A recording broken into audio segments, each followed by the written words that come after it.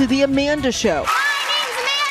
But in the new investigation Discovery docuseries Quiet on the Set, The Dark Side of Kids TV, some of the former child stars behind those shows say they were subjected to inappropriate work environments. One star even claiming he was sexually abused. If we don't get all these people out of here in less than 2 hours, our lives are over. Drake Bell from the show Drake and Josh revealing for the first time publicly that he is the John Doe victim in the 2003 child sexual abuse case against his dialogue coach, Brian Peck. Bell claims that Peck purposely isolated him from his father, who was also his manager. I think Brian got a sense that my dad was on the watch, and so he started to really drive a wedge between my dad and me. He started talking about how my dad's stealing my money. Nobody likes that my dad's on set. He's a real problem. I was believing it because he's been in this business for so long and he must know more than us. Peck was convicted in 2004, sentenced to 16 months in prison, and is now a registered sex offender. Bell says that abuse put him on a path of self-destruction, including 2 DUIs and a 2021 child endangerment conviction.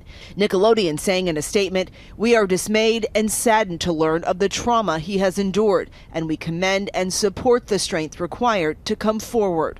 I can't even describe the feeling to know that there was a monster among us. Giovanni Samuels and Brian Hearn starred in All That in 2001 and say Peck worked closely with the child actors.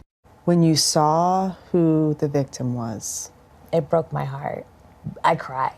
We weren't close with Drake, but we were around him. He was a legend.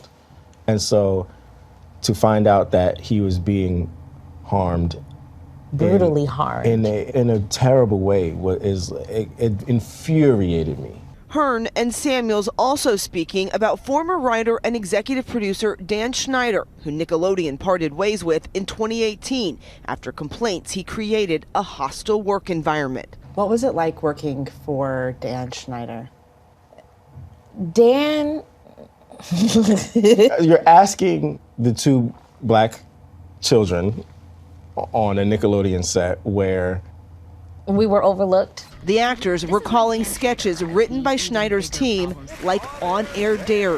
Yeah. Those were torture moments for all of us. Hearn's Dare had him covered in peanut butter and then licked by dogs. My On-Air Dare, I was saying, I don't like this. And to see that is... And to voice it. And to have voiced it. I don't like this. And to be ignored because, oh, it's funny. Yeah. Was it funny? Who was it funny for? Right. It wasn't for me. Hearn and Samuel say they hope the series sparks an important conversation about the treatment of child actors. Your childhood is going to be a little tainted after watching it, yeah. But I hope that it helps you protect the next group of kids that comes up.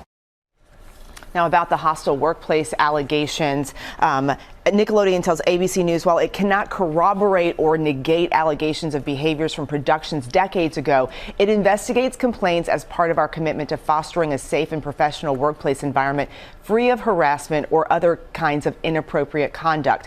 We have adopted numerous safeguards over the years to help ensure we are living up to our own high standards and the expectations of our audience. As for Schneider, a spokesperson tells ABC News his scripts went through multi-layers of executive approval and that, quote, Dan expected and asked a lot from his teams, but he also knows some people did not have a positive experience and he is truly sorry for that. Quiet on the Set, The Dark Side of Kids TV, a 2-night event starts Sunday, March 17th, beginning at 9 p.m. on ID. Robin. Ooh,